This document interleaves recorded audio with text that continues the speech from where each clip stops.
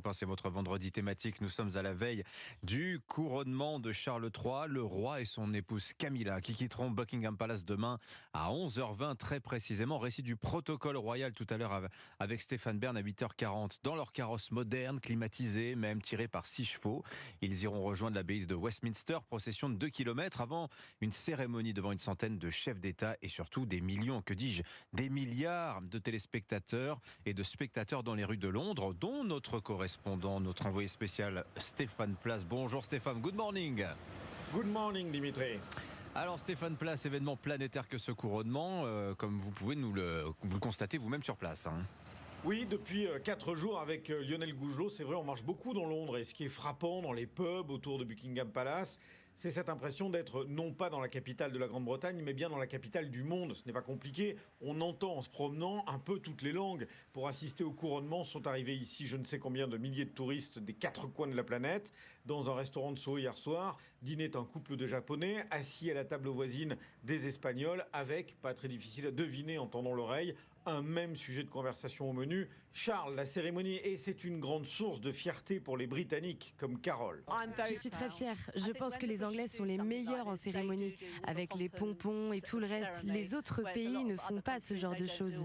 Le rayonnement international, oui, d'un couronnement que Dana, une retraitée américaine, n'aurait raté sous aucun prétexte. Elle campe aux abords de Buckingham Palace depuis le début de la semaine.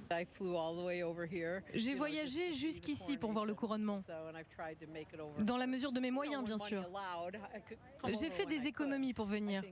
Charles est prêt, il sera un roi merveilleux. Je me devais d'être là ce samedi. Je m'en souviendrai toute ma vie. Voilà, Dana du Connecticut, États-Unis, fascinée par la pompe royale britannique, Stéphane.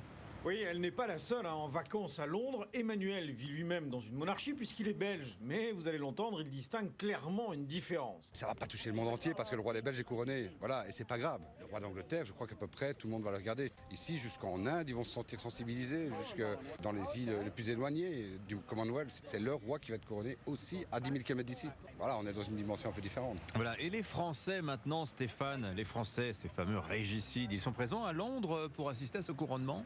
Ah bien sûr, par exemple Magali avec sa fille Mathilde, 16 ans, elles sont originaires de la région parisienne et sont très impatientes d'assister à cette cérémonie royale. Ça montre l'histoire des rois et des reines aux enfants. C'est pas toutes les générations qui ont eu la chance de voir ça puisque bon, la reine Elisabeth était en place depuis très longtemps. C'est à 11h, donc on va essayer d'arriver un petit peu en avance. C'est très bien décoré, on a vu avec les enfants, il y a des drapeaux partout. Carrosse, la couronne, les princes, les princesses, oui, ça nous fait rêver. On rentre directement justement dans cette féerie des choses, oui. On a hâte d'y être. Qu'ils viennent d'Europe, d'Asie, d'Amérique, d'Afrique, tous se précipitent bien sûr dans les boutiques de souvenirs. Elles sont nombreuses ici à Londres pour acheter le mug, le t-shirt, le porte-clés du couronnement. Une influence exceptionnelle. Les retombées du couronnement sont évaluées, tenez-vous bien, à près de 1,5 milliard d'euros. Le reportage de l'envoyé spécial d'Europe 1 à Londres pour le couronnement de Charles III, Stéphane Place. Merci beaucoup Stéphane.